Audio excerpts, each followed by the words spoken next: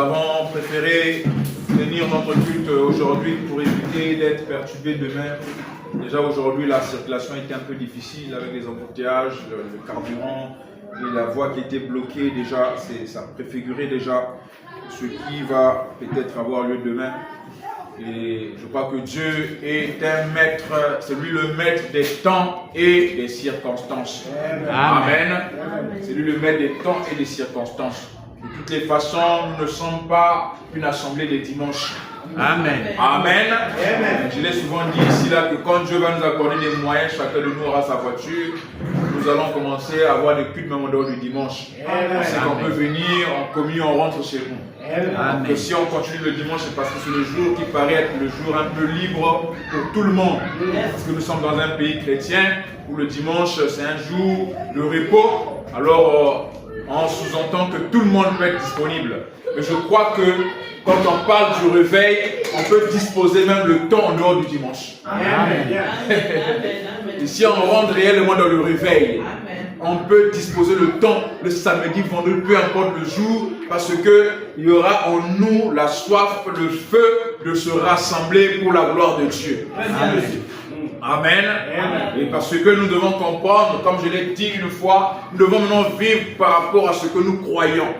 Parce que Frère Branham dit que le nouveau jour, on sort des rites et des coutumes. Amen. On sort des rites et des coutumes. On rentre dans une dispensation où il n'y a plus de loi. Amen. Et donc, ce qui rattrape, la loi rattrape que la chair qui est encore soumise à ce qui est des désirs et des passions. Mais celui qui vit au-dessus de la chair ne vit plus selon les lois. C'est quelqu'un avec moi. C'est ça que nous avons développé dans le mystère du péché. Je crois que nous allons y revenir. Réveillons-nous d'abord, restons d'abord là dans ce réveil. Je crois que ce réveil s'est déjà déclenché. Amen. Ce qui s'est passé le dimanche, c'est simplement Dieu qui a voulu démontrer à certains qui n'étaient pas encore entrés dans la chose à réaliser que c'est Dieu qui est en train d'agir. Amen. Parce que quand Dieu agit, il y a certains qui sont en retard, qui veulent voir. Est-ce que quelqu'un est avec moi? Amen. Parce que les émotions et les sensations ne sont que la manifestation de l'onction. Amen. Est-ce que quelqu'un est avec moi? Les émotions, ce n'est pas l'onction. L'onction était déjà là. Mais Dieu a voulu montrer à certains que je suis là. Voilà. Que certains qui, parce que chacun de nous a un niveau de foi. C'est ça. C'est quelqu'un avec moi. Les femmes ont cru que Jésus était ressuscité. Elles ont annoncé, certains disciples avaient cru. Mais il y avait un qui avait dit, moi tant que je ne touche pas, je ne crois pas. C'est aussi la parole. C'est quelqu'un avec moi. Voilà pourquoi les émotions, les sensations, les trans doivent aussi exister. Voilà. Pour aider les croyants comme Thomas à réaliser que le réveil là dont nous parlons est réel. Oui, c'était important. Parce que je me souviens, il y a 2 semaines de cela, le frère et moi est venu me voir après un culte. Il m'a dit, pasteur, certaines personnes ne comprennent, ne sont pas encore en train d'entrer dans la chose. Parce qu'ils veulent voir ce qu'on voyait autrefois dans les tabernacles. Pour qu'ils réalisent qu'il y a réellement un réveil. Amen. Je lui ai dit oui. C'est vrai, mais nous parlons d'un réveil un peu plus grand. C'était quelqu'un avec moi. Mais dimanche, Dieu a voulu aider ces gens à comprendre que le réveil dont nous parlons là est au-delà des trans. Amen. Et dans ce réveil-là, il y a aussi des émotions. Voilà. Mais ce réveil-là, ce n'est pas le réveil des émotions. Voilà. C'est quelqu'un avec moi. Amen. Gloire à Dieu. Amen. Parce que quand Dieu descendait du haut de la montagne aussi bougeait. Voilà. Mais toutefois que Dieu descendait, la montagne ne bougeait pas. Voilà. C'est quelqu'un avec moi. Bon, la montagne, c'est aussi la chair. La montagne, c'est aussi l'homme. Donc quand Dieu descendait du haut de la montagne, quelquefois, il y avait un tremblement. La montagne s'est bougée, s'est remuée. Il y avait un tremblement de terre. Souvenez-vous, lorsque Dieu a dit à Moïse, dis au peuple de se préparer, je vais parler. Quand Dieu est descendu pour parler, des tonnerres, des tremblements de terre, les gens tombaient. Est-ce que quelqu'un avec moi? Mais toutefois que Dieu parlait, ce n'était pas ainsi. Est-ce que quelqu'un avec moi? Amen. Donc Dieu a voulu simplement nous montrer que ce réveil dont je suis en train de parler par mon serviteur là, c'est réel. Amen. C'est réel. Alors celui qui pensaient que ce n'était pas vraiment ça, il s'agit simplement de la parole, il n'y a pas l'onction. Dieu a voulu montrer que la parole qui sort là a l'onction en elle. Amen. Et pour preuve, elle peut produire les trans, les émotions et toutes ces choses. Amen. Alors si nous avons saisi cela, alors je crois que ce dimanche-là, même les dons ont été réveillés. Amen. Est-ce que quelqu'un avec moi? Amen. Voilà. Parce que Frère me dit que nous devons croire Dieu premièrement par sa parole. Amen. Ça c'est la première des choses. Alors quand Dieu réalise que par la parole certains sont en retard, alors il utilise des seconds moyens. Amen. C'est ce que nous avons dit autrefois, les seconds moyens là. Et parmi ces moyens là, c'est le moyen par lequel il a parlé à Jacob. Dans Genèse chapitre 28. Parce que souvenez-vous ici que quand je suis rentré à la maison, Dieu m'a fait voir quelque chose. Que le dimanche là c'était le 15 juin. Et le 15 juin c'est le milieu de l'année. Amen. Est-ce que quelqu'un avec moi? C'est le milieu de l'année. Ça veut dire que le semestre que nous avons entamé, comme nous l'avons dit, c'est une saison des expériences. Amen. Amen. Amen. Amen. Amen. Comme la grâce est grâce pour celui qui l'accepte comme grâce, amen, cette vérité va se manifester pour celui ou celle qui l'accepte. Amen. Celui qui l'accepte, ça va se manifester. Amen. Amen. Celui qui pense que c'est de belles paroles aussi, son engage que lui. Amen. Est-ce que quelqu'un avec moi? Amen. Parce que souvenez-vous, pour ceux qui étaient là le jeudi surpassé, après la prière, lorsque j'ai témoigné ce que la voix m'avait dit, j'avais simplement dit, observons par la suite si c'est Dieu qui a parlé. Amen. Je ne savais pas que le dimanche, on allait vivre une Pentecôte. Amen. Est-ce que quelqu'un avec moi? Amen. Le jeudi, là, la voix m'avait dit, les années passées de l'UD, c'était des années où Dieu nous forgeait un caractère. Amen. Tout ce qui s'est passé, les bons là, Dieu nous forgeait un caractère. Il dit maintenant, le travail va commencer. Amen. Est-ce que quelqu'un avec moi? Amen. Et je crois qu'avant que les disciples ne commencent le travail, ce qu'ils ont vécu à la Pentecôte, c'était quelque chose sur lequel ils avaient fondé leur foi. Amen. Est-ce que quelqu'un avec moi? Amen. Je crois que pour nous aussi, nous devons nous souvenir de cette date du dimanche passé. Amen. Ce qui s'est passé, parce qu'on a eu des réunions où l'onction s'est manifestée, mais cette réunion était une réunion particulière. Amen. Donc Dieu a voulu nous montrer quelque chose. Amen. Je reviens sur là pour que nous puissions ne pas oublier cela. Amen. Ça fait partie de l'histoire de notre assemblée. Et toutefois que nous allons avancer, nous devons nous souvenir que Dieu nous a démontré palpablement qu'il est au milieu de nous. Voilà. On l'a souvent dit que Dieu est là. On voit des enseignements grandioses. Certains pensent qu'on a la parole, mais il n'y a pas l'onction. Dieu a voulu nous montrer que la dynamique est là. Amen. Maintenant, pour que cette dynamique se manifeste, on doit toujours créer l'atmosphère. Amen. Il faudrait qu'on crée toujours l'atmosphère. Amen, amen. Si on veut que cette dynamique se manifeste, on doit toujours mettre notre tête sur la pierre, comme Jacob avait mis sa tête sur la pierre. Amen. Amen. Or, la pierre typifie la foi. Amen. Ou la révélation. Amen. Amen. Amen. Genèse 28, c'est là que nous sommes. Amen. Il dit, Jacob plaça sa tête sur une pierre. Et quand dans son sommeil, il voit un ange, l'échelle, qui touchait le ciel. Et Dieu qui le parle. Mais avant d'y revenir là, le verset 1 de Genèse 28 nous dit, Isaac appela Jacob, le bénit, et lui donna cet ordre, tu ne prendras pas une femme parmi les filles de Canaan. Dans le verset 1 nous montre déjà que Isaac a béni Jacob. Amen. Tout comme chacun de nous croit ici que Dieu l'a béni. Amen. Tout comme chacun de nous croit ici que par la parole, le prophète nous a prononcé des paroles de bénédiction. Amen. Mais dans la vie de Jacob, la bénédiction d'Isaac prononcée ne suffisait pas. Amen. Alléluia. Il fallait que Jacob expérimente le Dieu d'Abraham et d'Isaac. Amen. Pour que cette bénédiction sous forme de parole puisse avoir un sens. Alléluia. C'est pourquoi nous avons lu Frère Branham, je vais relire ça encore. C'était très capital et nous ne devons jamais oublier cela. Frère Branham dit quelque chose de très fort, conformément à une expérience personnelle. Donc vous voyez que Isaac a béni Jacob. Il dit, je te bénis, voilà et tout. Mais, tant que Jacob n'avait pas lui-même expérimenté la vision de l'échelle, cette bénédiction devait être une bénédiction dans son esprit sous forme intellectuelle. Amen.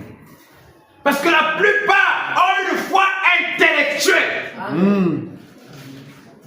Parce que la parole lui a été annoncée, il a cru ça et là dans son esprit. C'est une foi intellectuelle. Mais il faudrait que le Saint-Esprit vivifie cette foi. Mais pour que cette foi soit vivifiée, c'est par un canal. C'est comment? Par une expérience personnelle. Amen. Gloire à Dieu. Amen. Est-ce que vous êtes avec moi? Amen. Une expérience personnelle. C'est ça qui peut faire en sorte que la foi soit transformée en une foi intellectuelle. Ça passe à une foi surnaturelle. Amen. Amen. Amen. Frère Branham dit ceci. Dans le sermon des citernes crévasées. On a dit cela, j'aimerais encore relire. C'est tellement intéressant. Au paragraphe 80. Il dit, même la parole écrite, elle doit être vivifiée par le Saint-Esprit. Amen. Amen, amen. Amen. Même la parole écrite doit être vivifiée par quoi? Le Saint-Esprit. Malachie 4 nous dit, je vous enverrai Élie le prophète, tout ça, cette parole écrite là.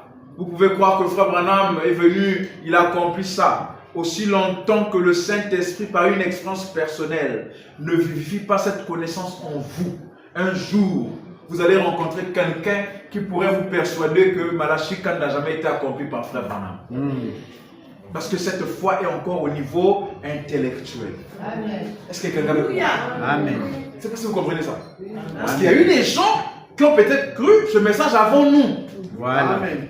Souvenez-vous qu'il y a eu des croyants avant nous. Et là, si je peux retourner en arrière, dans l'histoire, on nous parle de certains croyants du message qui attendaient l'année 77.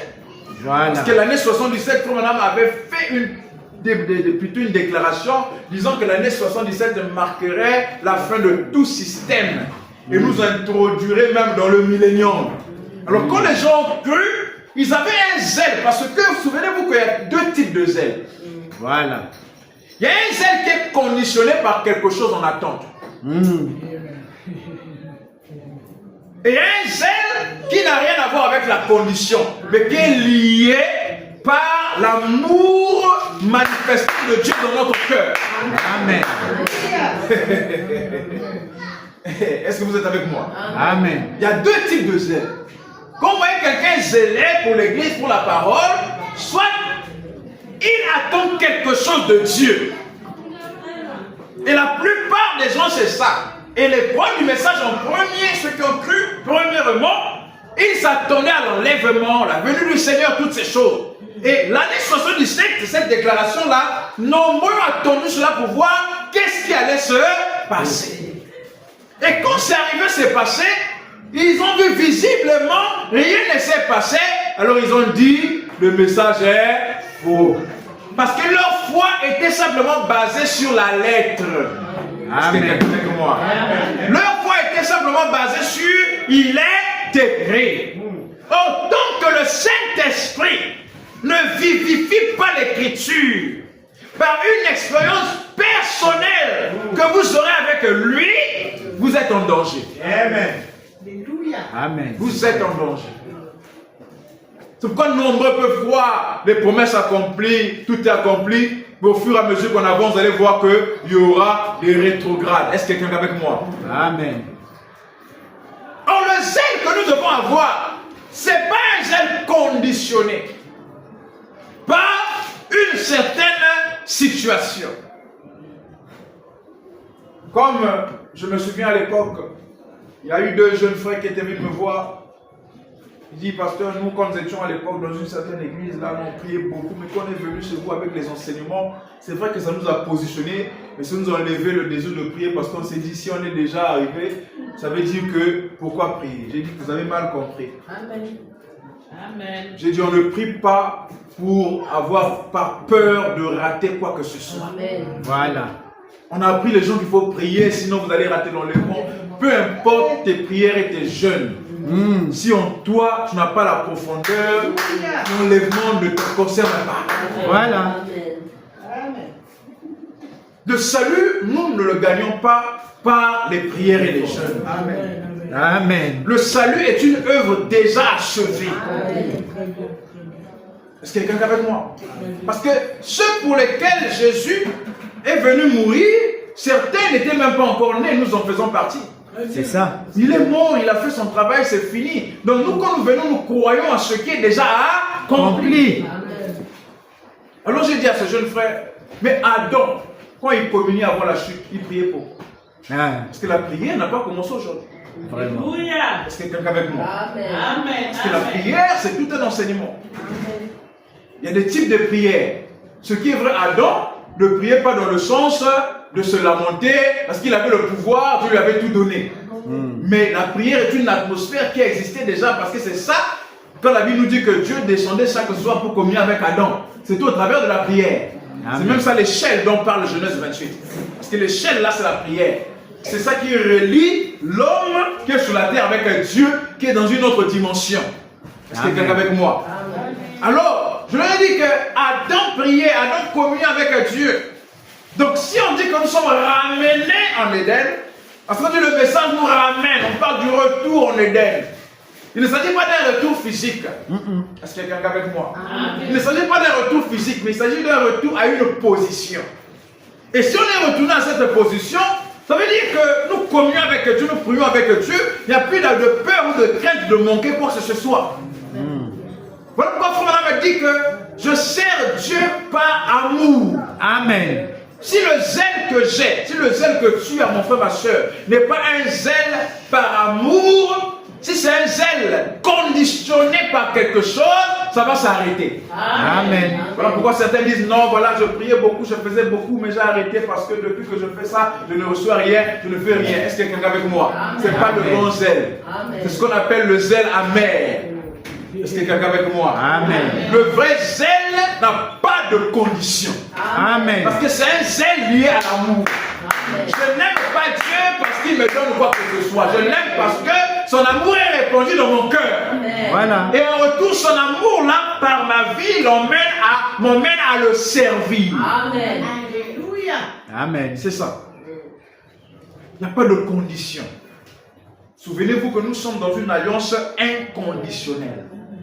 Même Dieu ne nous aime pas par condition. Si Dieu place des conditions, qui serait vivant ici ce soir? Si l'amour de Dieu était un amour conditionnel envers nous, personne ne serait ici là assis. Amen. Si Dieu regardait à nos manquements, nos iniquités là, si c'est un amour avec condition, personne ne peut tenir. Il nous a placés dans une alliance inconditionnelle. Est-ce que vous êtes avec moi? Amen. Alors dans cette alliance inconditionnelle là, nous servons, nous aimons, nous adorons, nous louons Dieu par amour. Amen. C'est là que nous devons être. Ce n'est pas que non, bon, le zèle n'est plus parce que les affaires ne marchent pas. Il n'y a plus de zèle parce que dans le foyer, les choses ne vont plus comme elles devraient. Elles devraient plutôt. L'école, ça tâtonne. Il n'y a plus de zèle. Ça veut dire que c'est un zèle sous condition. Seigneur, je te servirai aussi longtemps que tu me bénis. Amen. Seigneur, je te ferai ceci aussi longtemps que tu. Non, non, non, non, non. Est-ce qu'il y a quelqu'un avec moi? Il n'y a pas de condition. Quand Fondamental me parle des vœux que nous faisons au Seigneur, il ne dit pas aussi longtemps que Dieu fait quoi que ce soit. Non, non, non, il n'y en a pas. Il dit, je te serai ceci. Et nous le promettons, c'est par amour. Est-ce qu'il y a quelqu'un avec moi? Dès lors qu'il y a une condition, il y aura un échec. Amen. Est-ce que quelqu'un est en train de me suivre? Dès lors qu'il y a une condition, il y aura échec. C'est comme même le mariage. Quand le mariage a des conditions, ça n'ira pas loin. Amen. Est-ce que quelqu'un est en train de me suivre? C'est très important de comprendre ça. Toutefois qu'il y a des conditions, ça ne tient pas longtemps. L'alliance avec Adam était une alliance conditionnelle. Et cette alliance a été brisée. Voilà. Parce que quand il y a des conditions, l'homme ou la femme sont toujours tentés à briser leurs vœux. Amen. Amen. Est-ce que quelqu'un est avec moi? Voilà, quand même quand le mariage est bâti sur des conditions, il n'y a pas d'amour. C'est ça. Est-ce que quelqu'un est avec moi? Amen. Lorsqu'on est lié par des conditions, il n'y a pas d'amour. Amen. Vœu veut dire alliance, mais dans l'alliance, il y a l'alliance conditionnelle et l'alliance inconditionnelle. Lorsque les vœux sont faits sur base des conditions, c'est là qu'on reconnaît les divorces. Voilà. Est-ce que quelqu'un est avec moi? Amen. Je suis avec toi, si tu me trompes, je te laisse. C'est une condition. C'est pas l'amour qui lie. Est-ce que quelqu'un est avec moi? Amen. Alors, avec Dieu, c'est pareil.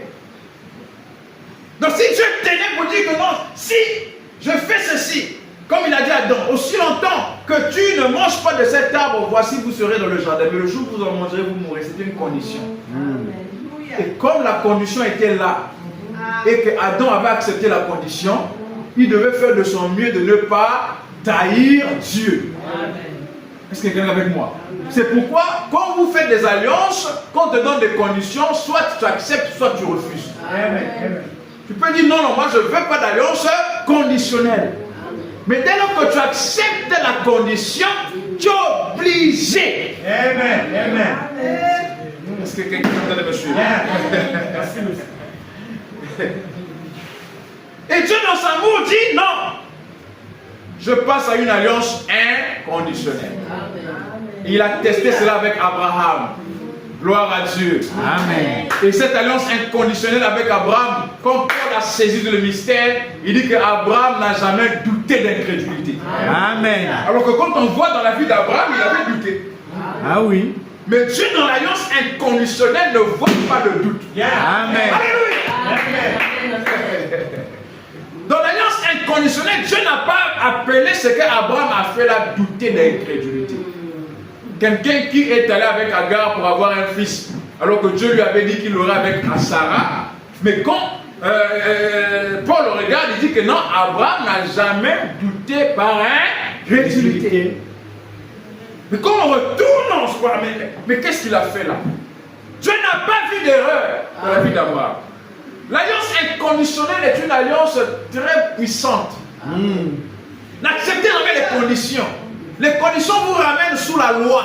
Voilà. Mais Abraham, sous l'alliance inconditionnelle, on parle d'Abraham parce que la vie de Jacob ici remonte depuis Abraham. Parce que c'est Abraham que Dieu avait dit que je rendrai ton nom grand. Tu auras une grande, tu auras des fils comme le sable de la terre et les étoiles du ciel. Cette promesse-là, la promesse se révélait depuis Abraham. Isaac est venu, il a donné Jacob, et Dieu se révèle à Jacob pour accomplir ce qu'il avait dit à Abraham. Amen. Donc c'est dans une alliance inconditionnelle. Amen. Et dans cette alliance inconditionnelle, là vous allez voir que quand Abraham se retrouve en Égypte, il trompe, il dit que Sarah c'est sa soeur. C'est lui qui est fautif, c'est même pas le roi égyptien. Amen.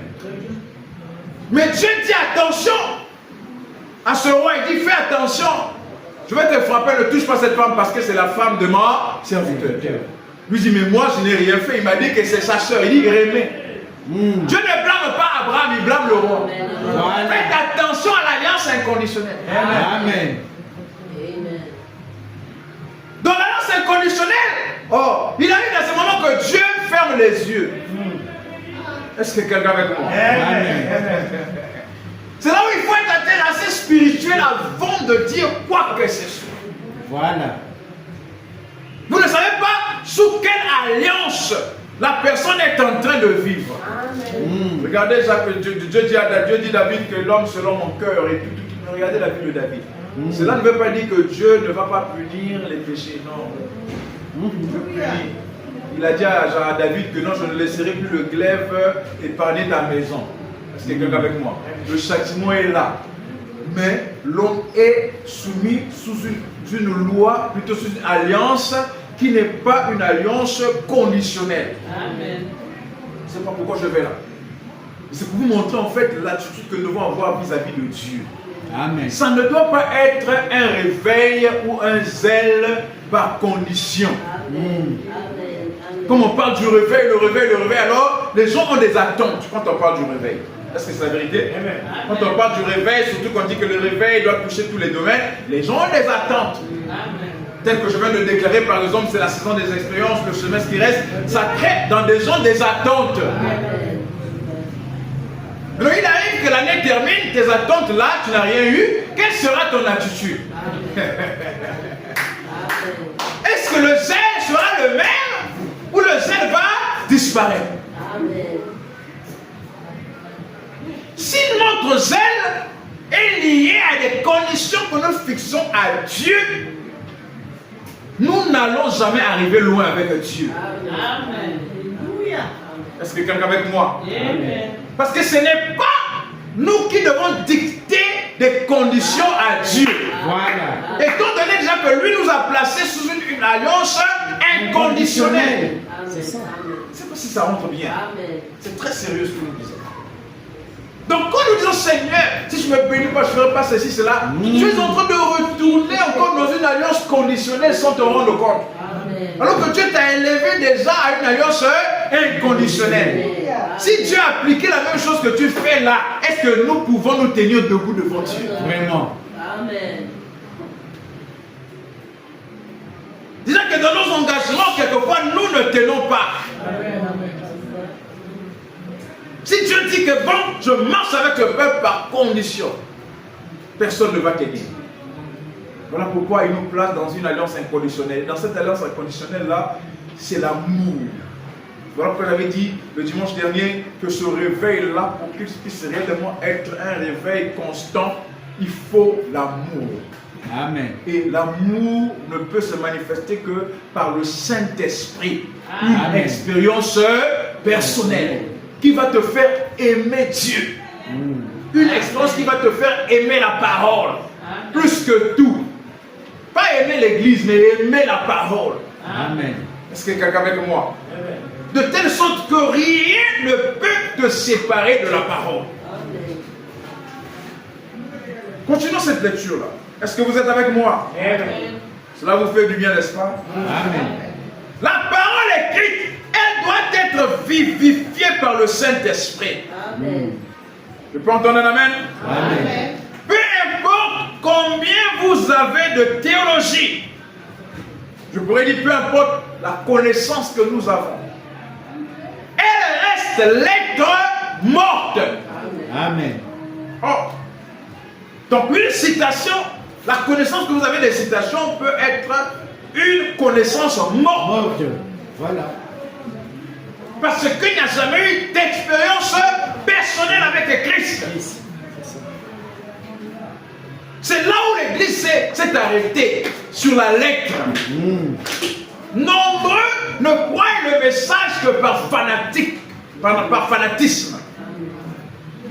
Ce n'est pas réellement par révélation. Nombreux croient ce message, c'est par fanatisme. Ce n'est pas par révélation. Ils ne connaissent pas réellement qui est William Branham. Ils ne savent pas réellement c'est quoi le message. Mais on leur a dit que le message est vrai, ils ont cru par des hommes. C'est déjà la base. Croire, c'est une foi intellectuelle. C'est déjà la base et ça commence par là. Parce que quand nous écoutons la parole, ça passe d'abord par une reconnaissance mentale. Mais cela ne fait pas de nous des véritables croyants. Pour être un véritable croyant, il faudrait une expérience personnelle qui vivifie cette connaissance. Amen. Qui vivifie cette connaissance? Je donne un exemple. Parce que vous devez comprendre une chose, que le don, tel que j'enseigne, c'est un don. Amen. Je peux enseigner des grandes choses, c'est un don, c'est un don. Et puis j'arrive à un certain moment, je peux renier ce que je vous ai enseigné. Oui, oui. Je donne un exemple vraiment pour faire comprendre ce que je veux dire. L'expérience personnelle.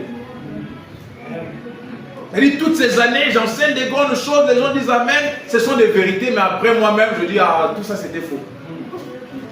Non, si chacun ici n'a jamais expérimenté Dieu sur base par le Saint-Esprit pour reconnaître que ces choses que j'ai enseignées là sont réellement vraies, certains vont me suivre pour dire que c'est faux. Amen. Est-ce que vous comprenez ça? Amen. Amen. Rosiane, tu comprends ce que je dis? J'essaie de faire comprendre quelque chose qui se passe en fait dans nos églises. C'est là où tu vois quelquefois, un homme de Dieu peut bien commencer, les gens le suivent. Quand il change de chemin, les gens n'ont pas assez de discernement pour comprendre que là, ce n'est plus Dieu. Les gens suivent aussi. Voilà. Pourquoi? C'est parce que les gens là n'ont jamais expérimenté Dieu. C'est ça. C'est là où tu vois, vous voyez que beaucoup d'assemblées, des grandes assemblées autrefois où Dieu se manifestait, après on te rend compte, mais qu'est-ce qui s'est passé? Parce que les gens, certaines personnes peuvent bien commencer, mais mal terminer. Voilà. Mais ça ne veut pas dire que c'est un faux ministère. Je vous donne l'exemple du ministère de Jean-Baptiste. Le ministère de Jean-Baptiste a très bien commencé. Ouais. Il a mal terminé. Il a mal terminé. Parce qu'à la fin, il n'y avait plus la vision. Il demande encore aux gens à qui il avait présenté lui-même Jésus. C'est lui qui a dit aux Jourdains, voici l'agneau de Dieu. Donc tout le ministère, tout le bruit que j'ai fait là, c'était pour vous présenter celui-ci, c'est lui, suivez-le. Maintenant, il y avait les disciples de Jean-Baptiste ont suivi Jésus. Voilà. Est-ce que quelqu'un est avec moi? Et quand il arrive en prison, ses disciples, par reconnaissance, sont allés le rendre visite. Et il demande à ses disciples d'aller réellement demander à Jésus si c'est lui qui allait venir. Donc il a sémé encore le doute dans l'esprit de ceux à qui il avait dit c'est lui. Maintenant, à leur place, qu'est-ce que nous devons faire?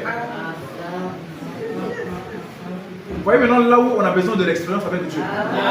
Là où le Dieu de Branham doit devenir votre Dieu. De telle sorte que, je vais dire quelque chose, de telle sorte que même si Branham dit le contraire de ce qu'il vous avait dit, vous ne le croirez plus. Aïe, aïe, aïe, aïe. Ça c'est fort. Hein? Ça c'est fort. Quand le Dieu de Branham devient votre Dieu par une expérience personnelle, si Frère Branham vient contredire ce qu'il avait dit sous inspiration, vous allez mettre ça de côté. Voilà. Et je vais dire une déclaration forte. Dans les brochures, il y a des déclarations sous inspiration, il y a des déclarations charnelles. Voilà. Qui sont contredire l'inspiration. Alors il faudrait que vous ayez Dieu en vous pour comprendre que ce que Frère Branham dit là, c'est les sentiments qui parlent. C'est l'homme qui parle. Mais ce n'est plus Dieu. Amen. Alléluia. Ah Seigneur. Donc Jean-Baptiste dit, allez demander si c'est réellement lui qui allait venir. Ça c'est le trouble. Le même prophète, il dit une chose ici.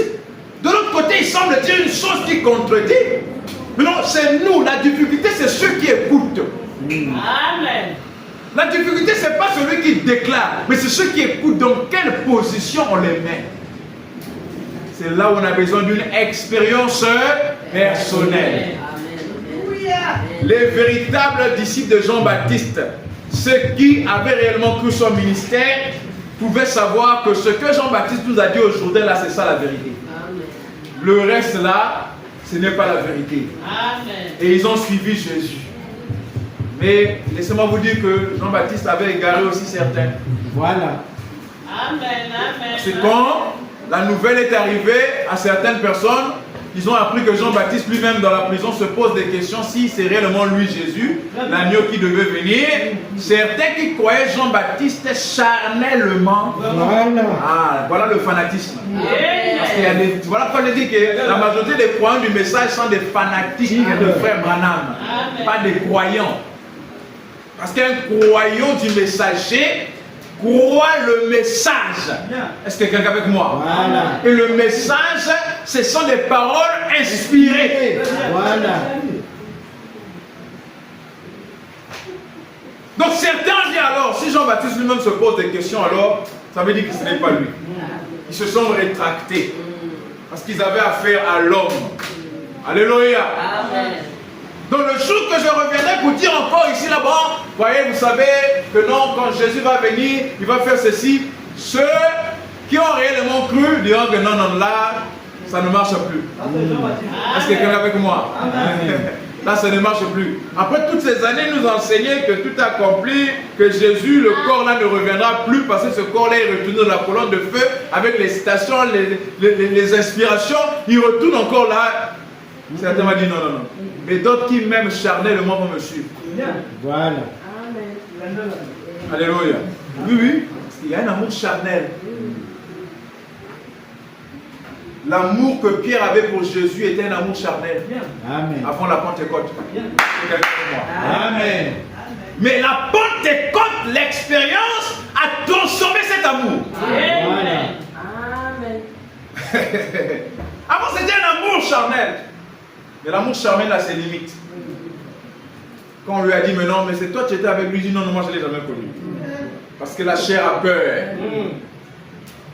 Gloire à Dieu. Amen. La Pentecôte les a transformés. Au point où les endroits qu'ils évitaient d'aller de peur qu'on puisse les attraper, c'est là où ils partaient même encore. Ils partaient prêcher au temple, sachant qu'au temple on les attendait même. C'est là qu'ils partaient encore pour dire que le Jésus là, que vous avez crucifié, Dieu l'a fait Seigneur et Christ. Amen. Raison pour laquelle Jésus a posé 2 fois ou 3 fois la question à Pierre. Pierre, m'aimes-tu?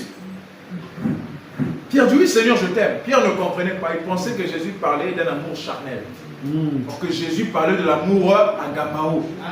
Jésus savait que Pierre l'aimait charnellement. Parce que pour quitter sa famille, pour devenir un ambulant avec Jésus, aller partout, il fallait aimer Jésus. Est-ce que quelqu'un avec moi? Amen. Pour venir ici, ça veut dire que nous aimons la parole. Est-ce que quelqu'un avec moi? Mais cet amour-là doit être transformé de telle sorte que nous devenons un avec cet amour. Au point où, après la Pentecôte, la mission de Jésus était devenue la mission de Pierre. Jésus n'était plus physiquement. Et Pierre et les autres représentaient Jésus physiquement parce que la mission était devenue une mission une et commune. Alléluia. Amen. Donc il faudrait une expérience personnelle pour savoir que non, Ça c'est Dieu, non ça c'est plus Dieu. Je vous ai donné un exemple concret avec Jean-Baptiste. On ne dira pas que Jean-Baptiste est un homme faux, non. Un véritable prophète. D'ailleurs Jésus dit que c'est le plus grand prophète de l'Ancien Testament. De tous ceux qui sont nés des hommes, Jésus dit qu'il n'y a aucun qui est plus grand que Jean-Baptiste. Amen. Mais regardez sa fin. Il déclare une chose, mais après, il fait naître encore le doute. Donc ça peut arriver. Mais ceux qui ont expérimenté le Dieu Du message, quand ils lisent, ils savent que ça, c'est Jean-Baptiste en prison. Est-ce que quelqu'un est avec moi? Amen. Ils peuvent voir que non, ça c'est le ministère qui est en prison. Est-ce que quelqu'un est avec moi? Amen. Une expérience avec Dieu. Ça fera en sorte que vous soyez attachés à Dieu. Jacob fut béni par Isaac. Le verset 1 de Genèse 28. Mais quand vous descendez, en bas là-bas, on se rend compte que malgré la bénédiction De son père, Dieu devait se révéler à lui personnellement. Le Dieu de Branham doit devenir mon Dieu. Le Dieu de Branham doit devenir ton Dieu. Alléluia. La colonne de feu qui accompagnait Frère Branham doit devenir la vôtre. Je prends votre la main. Le surnaturel là doit être réel. Je ne rentre pas dans la tendance des photographies de colonnes de feu pour dire que j'ai ma colonne de feu. Non, je ne suis pas là. La colonne de feu est réelle, même si on ne la photographie pas. Est-ce que quelqu'un est avec moi? Quand Moïse a quitté la scène, la colonne de feu n'était plus visible comme autrefois. Mais elle était toujours là. Ah. Avec Moïse, la colonne de feu était visible. Tout le monde pouvait voir la colonne de feu, le peuple d'Israël. Mais quand Josué a pris les rênes, un nouveau ministère, la colonne de feu a disparu, mais elle était toujours là. Être invisible ne veut pas dire que Dieu n'est pas là. C'est-à-dire que quand vous ne voyez pas, quand ils ne voyaient plus la colonne de feu au-dessus d'eux, ce n'était pas une preuve que Dieu n'était plus avec eux. Non. Dieu avait changé de dispensation. Dieu voulait les enseigner quelque chose. C'était un exode. Donc, il y a de ces choses que Frère Branham a vécu, que nous peut-être n'allons pas vivre ça. Ça ne veut pas dire que le Dieu de Branham n'est plus avec nous. c'est le même Dieu. Amen. Mais nous avons d'autres défis. Amen. Les expériences sont différentes. Pourquoi je vais chercher à avoir des expériences que Frère Branham a eues alors que moi, j'ai des défis différents que Frère Branham? C'est ce qu'on appelle l'imitation. Frère Branham a prêché seulement l'imitation du christianisme. Quand tu vas voir quelqu'un, dis que non, moi aussi je vais aller du haut de la montagne. Si le Dieu de Branham est réel, moi aussi je veux que l'épée descende de ma main. Est-ce que quelqu'un fait moi? Vous voyez que c'est quelqu'un qui a la bonne volonté de voir Dieu agir, mais il ne sait pas comment s'y prendre. Amen. Frère Branham avait une mission. L'épée du roi signifiait quelque chose dans son ministère et dans sa vie. Il dit que cette épée-là ne peut pas venir à n'importe qui. Et chacun de nous doit comprendre qu'on a une mission, on a quelque chose à accomplir avec Dieu. Et nos expériences vont de pair avec la mission et le but que nous devons atteindre sur la terre. Est-ce que quelqu'un me suit? Est-ce que quelqu'un me suit? Si ça ne marche pas, ne vous dérangez pas. Donc je termine cette lecture. Elle reste lettre morte. Donc tant que la parole n'est pas vérifiée, elle reste lettre morte. J'aimerais beaucoup insister là. Donc vous pouvez vous rendre compte que les gens peuvent se rassembler, frère Vange, dans une assemblée où on récite les citations de frère Branham, mais c'est une lettre morte. Amen. Je n'ai pas entendu un amen. Amen. C'est-à-dire, la l'allure où nous prenons les choses là, si quelqu'un vient ici, il va même penser que nous combattons le message. Ce n'est pas le cas. Nous combattons la religion qui s'est créée autour du message. Le message à la base, c'est le surnaturel. Amen. Le message à la base, ce n'est pas la lettre. Le message à la base, c'est le surnaturel. Regardez comment celui qui a apporté le message, sa vie a commencé. C'est pas le surnaturel. Amen. Savez-vous que Frère Branham faisait des visions déjà dans le sein de sa maman? Avant de naître, Frère Branham, dans le sein de sa maman, il faisait des visions. Je vous lirai la citation peut-être le dimanche prochain.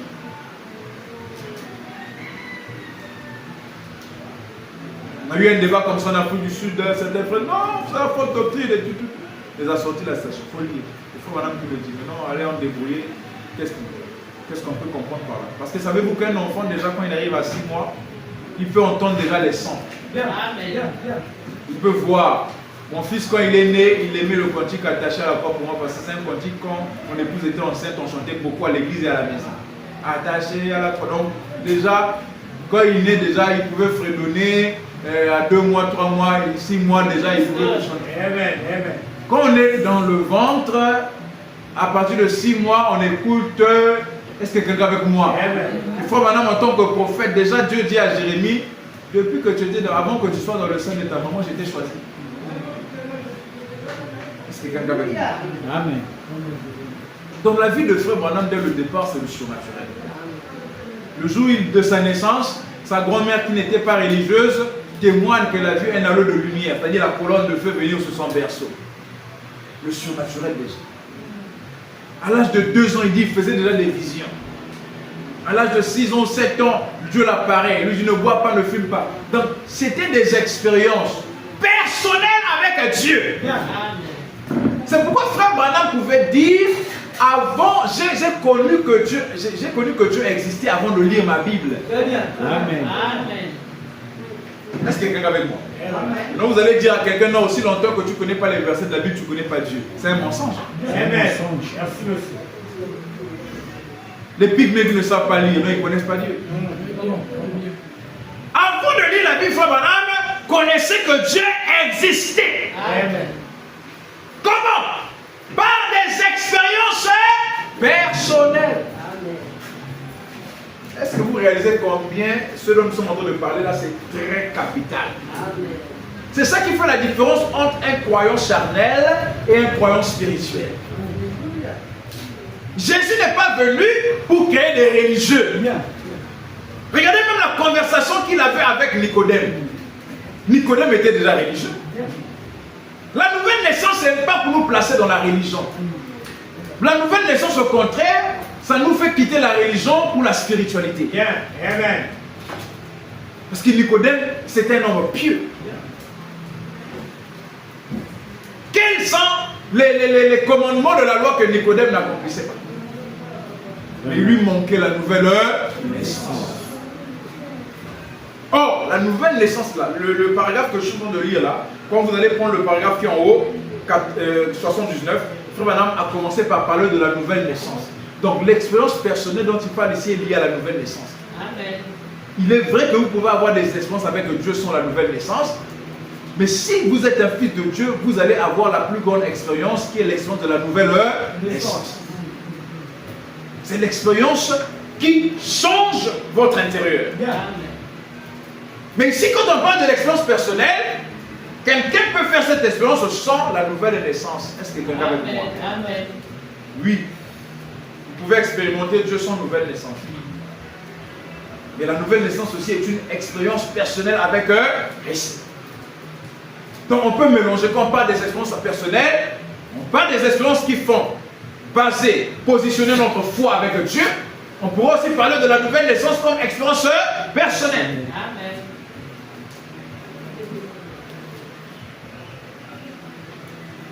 Donc les gens peuvent se rassembler, réciter, Frère Branham me dit, mais ils sont en train d'adorer dans une adoration morte. Est-ce que quelqu'un est avec moi? Alléluia. Une adoration morte. Ce n'est pas que nous cessions d'attaquer les gens. Non, non, non, non. On essaie par la grâce de Dieu, de sortir les gens de ce système formaliste et religieux. Le fait de dire Frère Branham me dit, ça ne veut pas dire que vous êtes dans la vérité. Voilà.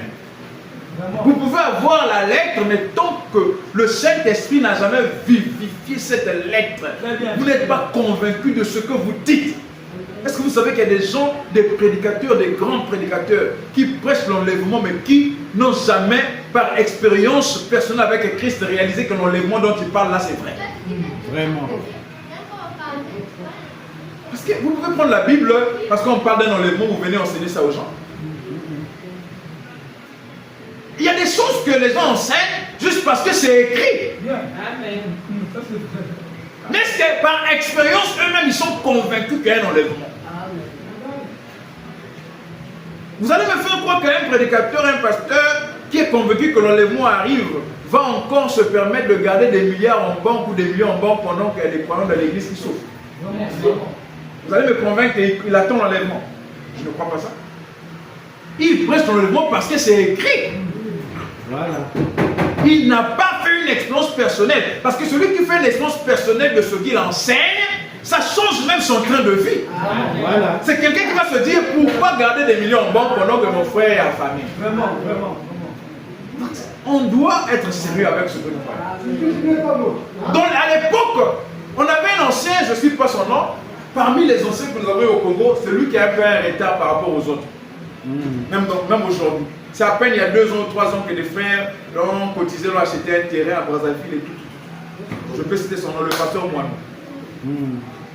C'est quelqu'un qui croyait réellement quand il disait qu'il y aurait un enlèvement, il croyait ça. Amen.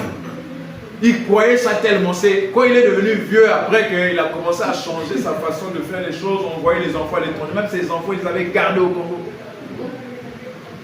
J'ai été avec son fils en Afrique du Sud, donc je sais de quoi je parle. Quelqu'un qui était vraiment, ça dit quand il enseignait l'enlèvement, il te montre que même en sortant là de l'église, quelque chose peut se passer. Donc, il était conséquent. Et pendant ce temps, il y a d'autres qui prêchaient ça, mais qui faisaient autre chose, qui faisaient leurs affaires et tout. Il y a des choses que les gens prêchent juste parce que c'est écrit. Voilà. Quand vous prêchez quelque chose et vous êtes convaincu de cela, ça transforme votre façon de faire. Amen. Voilà. Ça transforme votre manière d'agir. Si quelqu'un déclare, non, voilà, par rapport à la manière dont les choses vont, on ne peut plus faire 3 ans sur la terre. Quelque chose va se passer. Et la même personne, vous allez voir investir des millions dans des affaires qui vont lui donner de l'argent dans 10 ans. Vraiment. Ça veut dire qu'il y a un, ça ne va pas. Il dit une chose, il ne croit pas. Il ne croit pas. Ce que je dis, Frère Branham le dit.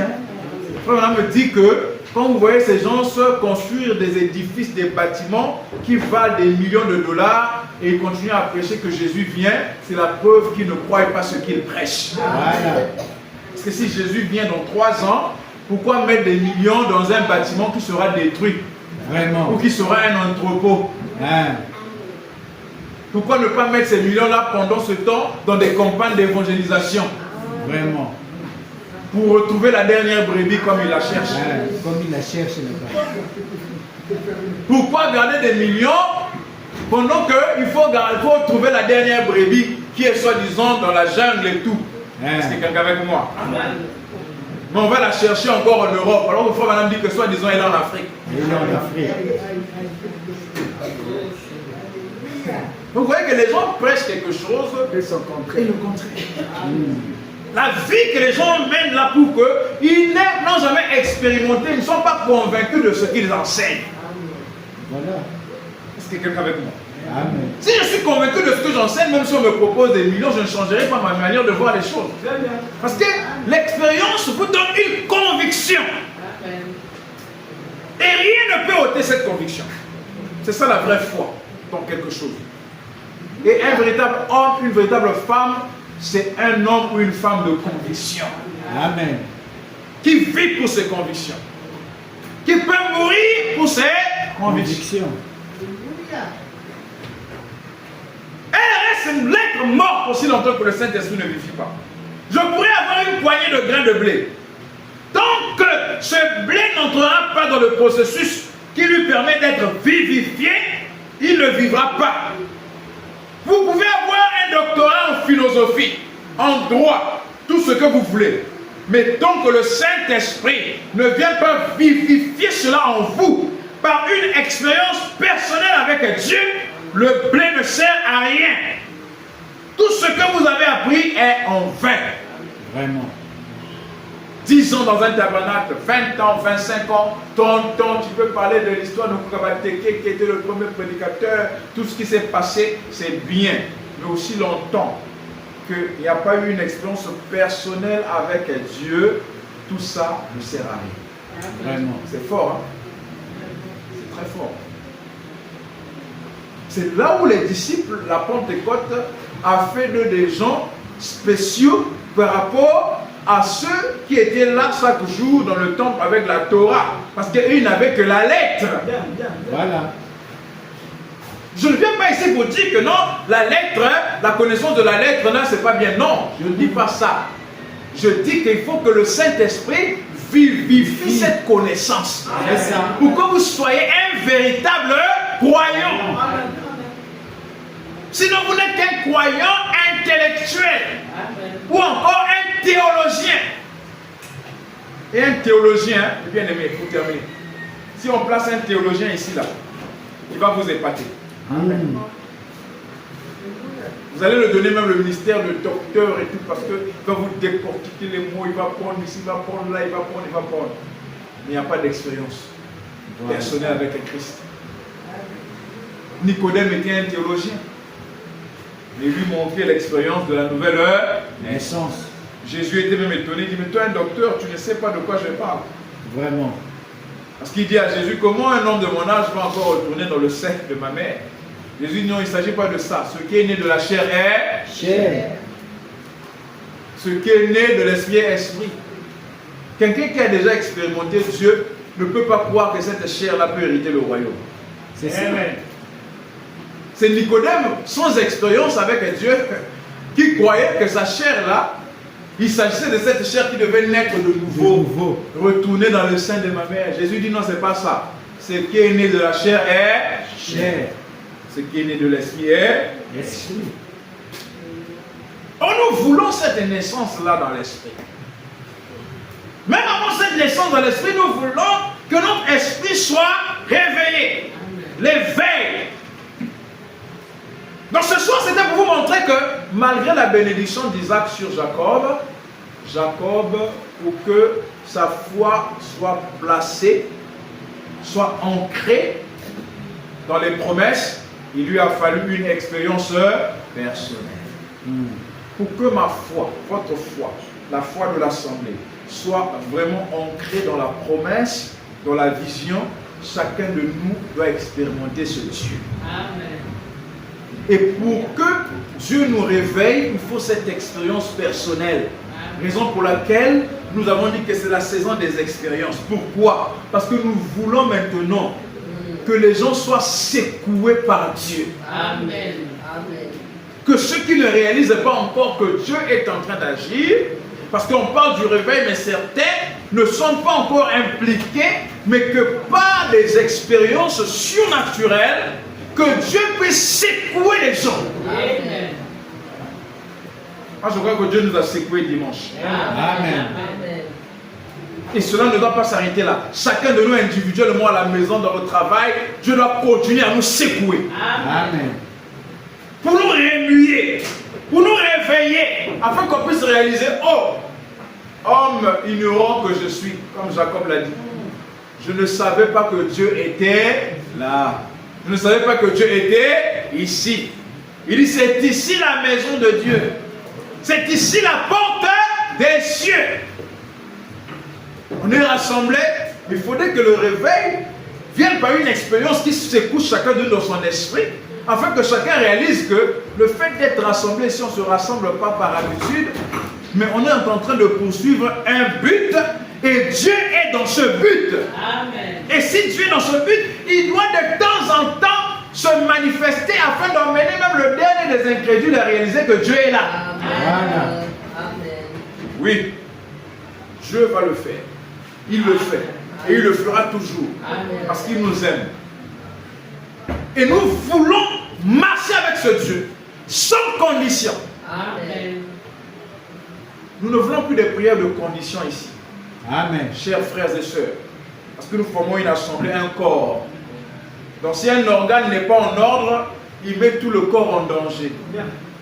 Dans les prières de condition, nous voulons plus ça. Seigneur, si tu veux que je soutienne l'idée, tu dois faire ça, faire ça, faire ça, faire ça. Dieu n'est pas un enfant qu'on dicte quoi faire. Amen. Les promesses que nous faisons à Dieu doivent être sans condition. Amen. Sans condition.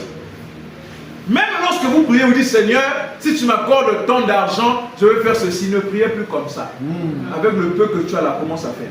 Amen. Amen. J'ai pas entendu un amen. Amen. Parce qu'il y a des gens qui attendent d'avoir des millions pour commencer à investir pour soutenir l'œuvre. Seigneur, si tu me donnes ceci, oh Dieu, je ferai ceci. C'est bien. Mais pour que Dieu prenne cette prière ou cette promesse, parce que quand on dit si, ça peut aussi dire une promesse. Voilà. C'est quelqu'un avec moi. Si tu me bénis, je ferai ceci. Anne l'a fait. Et ici, je suis en train de parler d'une condition. On doit dire, Seigneur, tant que tu ne me donnes pas ça, je ne ferai pas ça. Ça, il ne faut jamais le faire. Amen.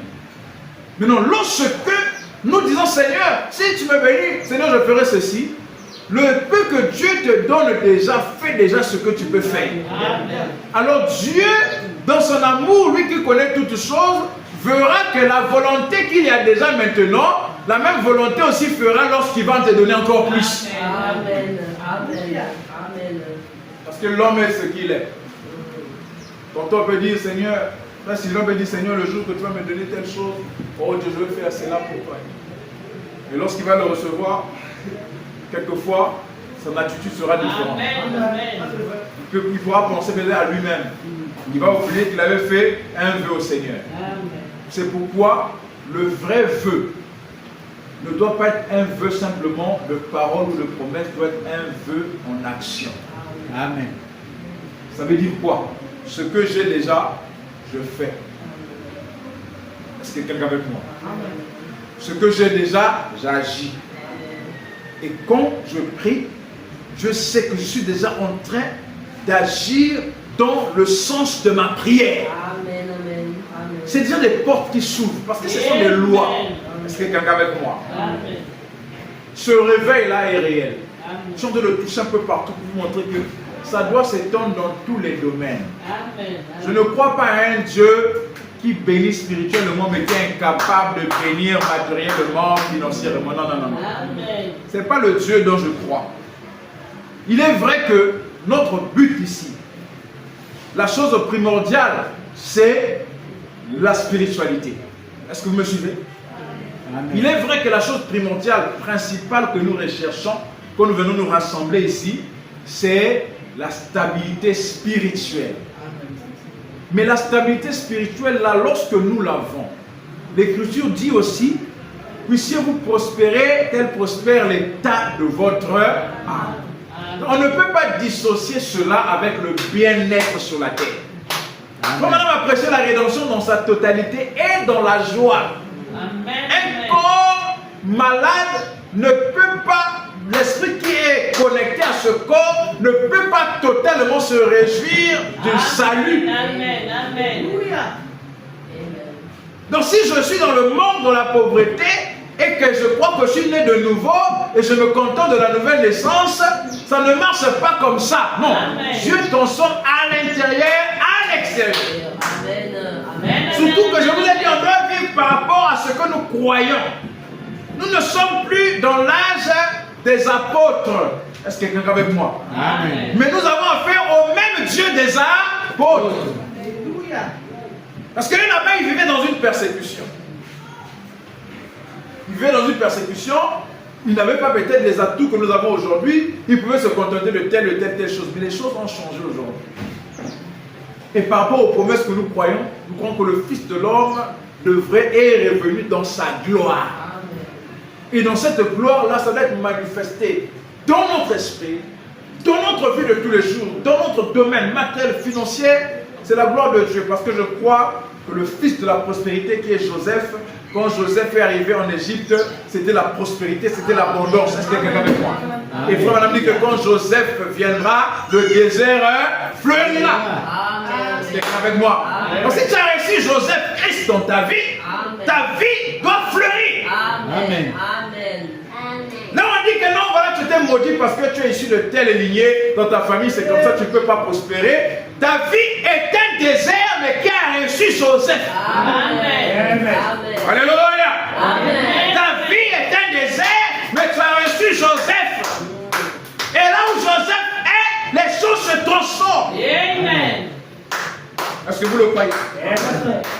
C'est le réveil de l'esprit, le réveil de la prospérité, le réveil de l'abondance, le réveil de tout. Parce que quand Jésus vient, il emmène tout avec lui. Amen.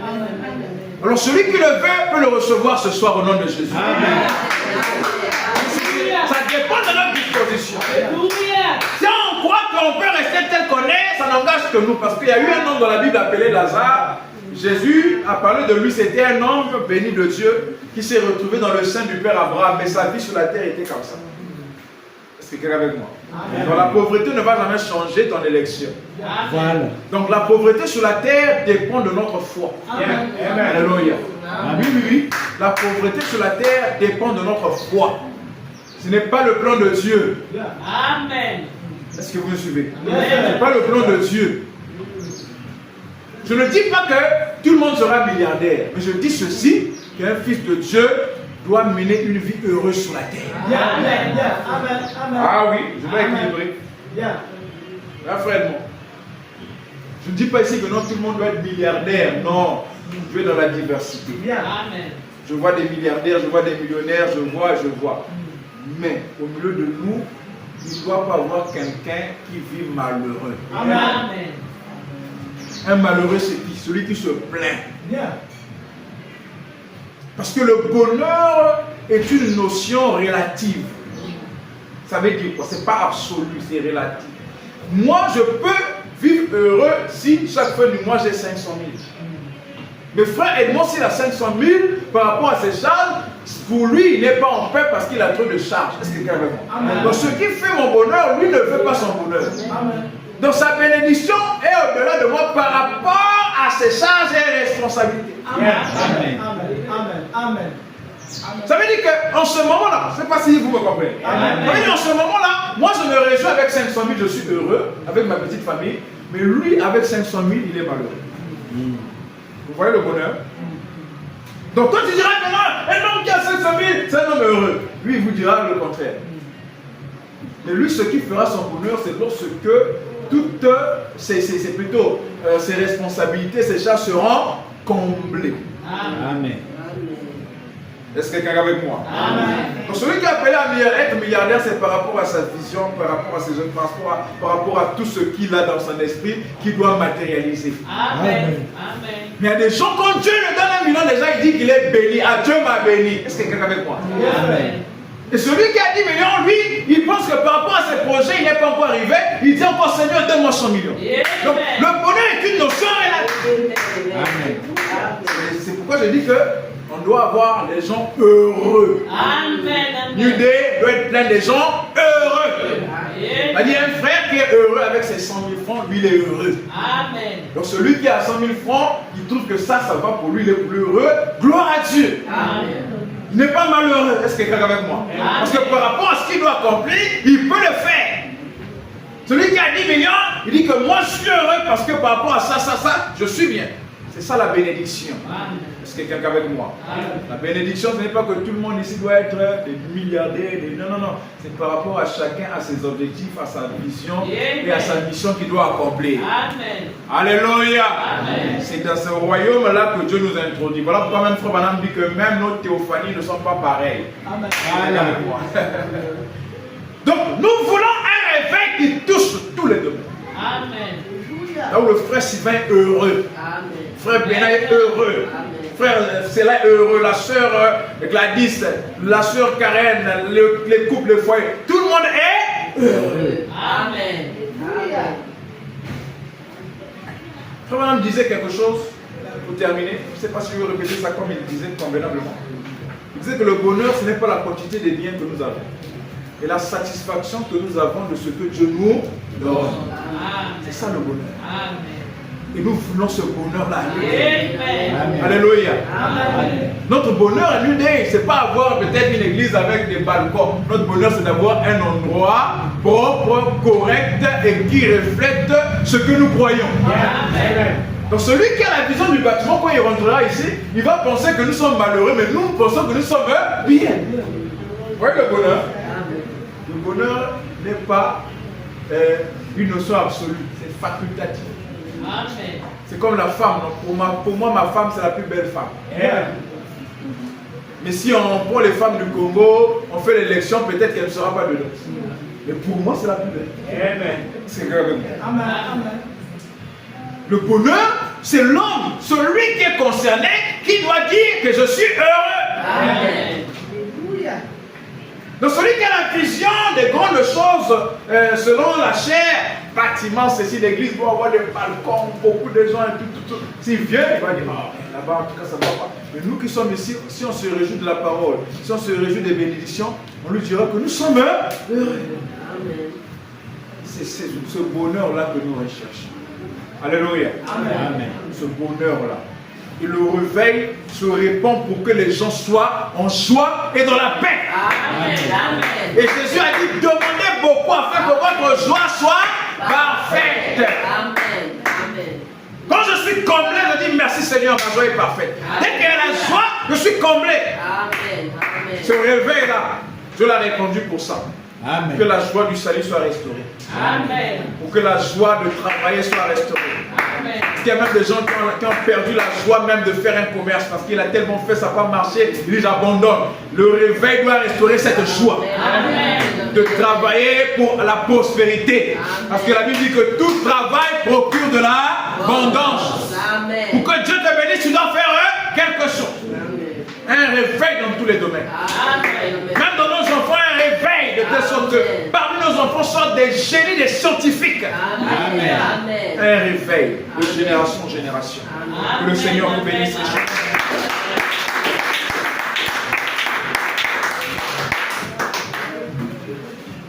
Nous allons nous tenir.